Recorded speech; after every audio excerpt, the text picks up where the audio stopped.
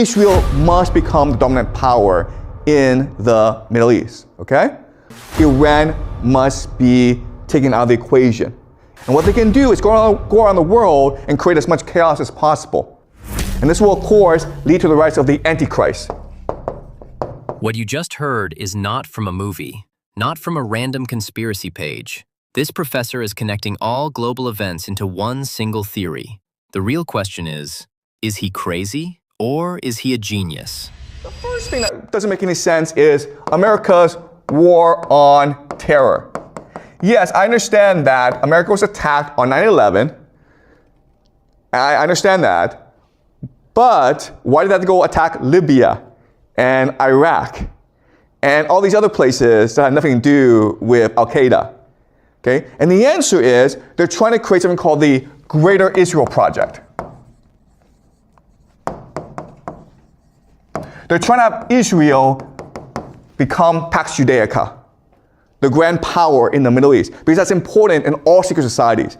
Israel must become the dominant power in the Middle East, okay? So this helps us understand why the war of terror happened the way it did. That's number one. Number two is, right now, America is threatening to attack Iran. Why would they do that?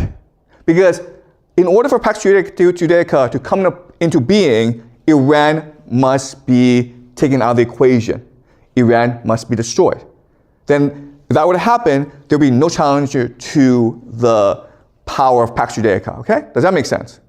Iran isn't just a country. It's an independent power structure. It doesn't fully submit to the dollar system. It doesn't rely on Western security. And in any global order, independent actors are always the first targets. All right. The third thing is Silicon Valley and AI. So right now you have AI, ChatGPT, which doesn't really do anything, okay? It makes cool images on your computer and helps you cheat in school. Okay, that's about it. But at the same time, all around the world, everyone's spending billions, trillions of dollars on data centers, right? So everyone's putting money into AI. But then you're like, well, how can you make money off that? Let's be honest. AI doesn't make trillions because it writes essays. It makes trillions through data. Behavioral data, psychological data. In China, social credit systems already decide who can travel, buy, or work. The West is moving toward the same system. But if the answer is to create an AI surveillance state, that makes a lot more sense, right? So what is a surveillance state? Very easy, guys. We have it in China, okay? It's digital ID and digital currency. And the idea is that everything you buy, everything you do, will be tracked. And so they can create a profile on you. This profile will tell the government who you are, how you behave, what you think. Not only that, the government can also manipulate how you think, how you behave, okay? And this is, of course, called the mark of the beast, right? And so that's what Pax Judaica is. Pax Judaica is a global AI surveillance system. Okay? It also helps us explain immigration in Europe, okay? Because the war on terror, you've sent these millions of refugees from Libya, Syria, Afghanistan, Iraq into Europe, which is causing a lot of conflict in Europe. Why would that happen? Well, for Pax Judaica to come into being, you need to destroy the world. Okay? So, I'm not saying this is true, but I'm saying like, if the goal is Pax Judaica, it does help us connect the dots. It helps us explain why things are happening the way they are. Okay? Also, the last thing is anti-Semitism, okay? So you may have noticed, if you're online, people don't like the Jews. And this is like out of nowhere. After October 7th, you have anti-Semitism over the internet. Now, I have criticized Israel before, Okay? But anti-Semitism is not the same thing as anti-Zionism, right? Zionism is the belief that Israel is a chosen people and the promised land and all that, okay? But Judaism as religion, it's perfectly fine. So why would people not care about the difference between anti-Zionism and anti-Semitism, okay? And you can argue it's all purposeful because remember, the part of the plan is to force the Jews to return to Israel. That's very important for this plan to work out. Okay? It's key. That's why you are seeing so much anti-Semitism around the world today. Okay? And the last thing, of course, and this is something we'll discuss, is something called the red heifers. So red heifers are red cows that are perfectly genetically modified. And you need the red heifers in order to, you have to sacrifice the red heifers to purify the ground in order to reconstruct the Solomon's temple, okay? And guess what? They've already sacrificed the red heifers. So it seems as though everything is in place. All right? They're moving towards Pax Judaica. This isn't ancient mythology. These discussions exist today inside religious and political circles. And when beliefs start shaping policy, timelines accelerate. So let's discuss what will happen in the short term and in the long term if Pax Judaica really is the end goal, okay? So right now you have Israel fighting wars everywhere, okay? The main enemy right now is Iran. In Europe, you have the Europeans about to go to war with Russia in Ukraine. America right now is threatening to attack Venezuela, okay? South America. You have 10% of the US Navy in the Caribbean, and they're about to attack Venezuela. You have China and Japan at conflict. You have India here, and you have Africa, okay? So what's gonna happen in the short term? Okay, well, what we know is that Europe is planning to go to war with Russia. Okay?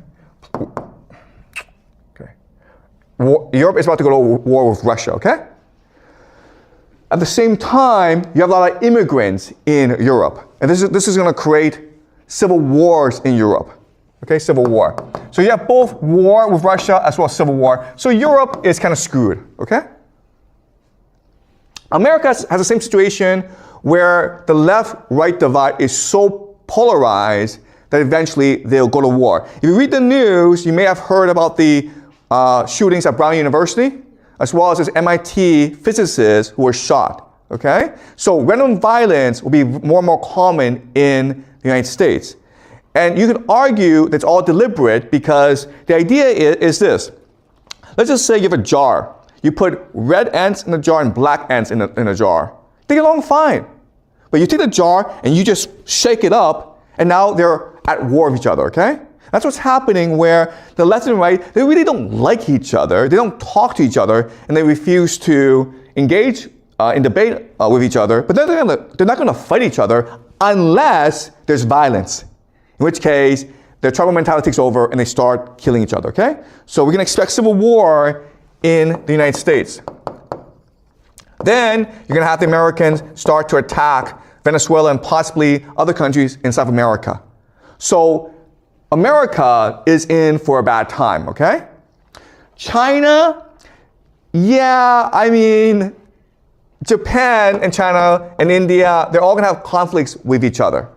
But also what we should expect is that America starts to embargo China, meaning America uses its sea power to block China from accessing resources from overseas. And China imports most of its oil and a lot of its food. So if there's a blockade of China, you can expect the Chinese economy to really suffer, okay? All right, and then what we can expect to happen is America at some point will go to war with Iran. And this will destroy both countries. Before World War I, the world was filled with small conflicts. No one expected them to merge. History doesn't repeat, but it definitely rhymes. Empires don't collapse overnight. They collapse through exhaustion. Britain, the Soviet Union, every global power reaches a moment where expansion becomes unsustainable. Okay? Iran will not lose this war, but it won't win this war either, because America is just going to bomb the crap out of Iran. It's going to send Iran back decades.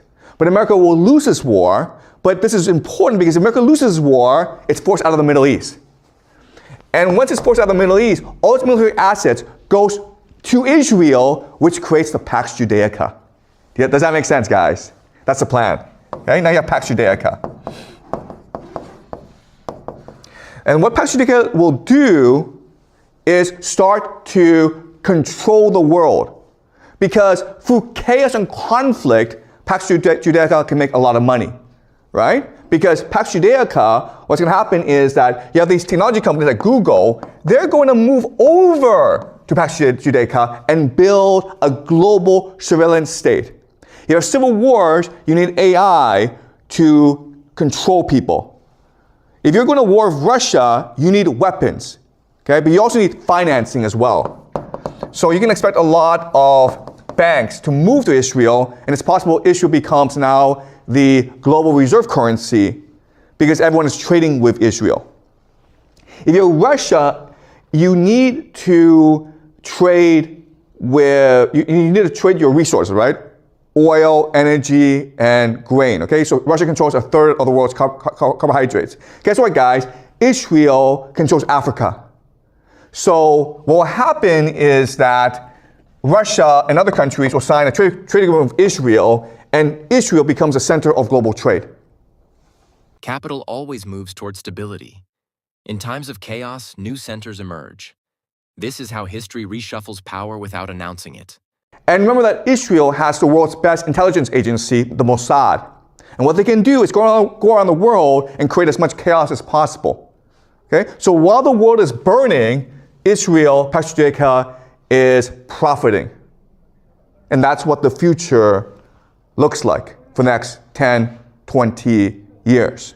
And this will, of course, lead to the rise of the Antichrist, who will take control of Pax Judaica and force the world to eventually attack Israel in something called the War of Gog and Magog. And this will, of course, lead to the second coming of Jesus. So that's a grand plan, okay? All right?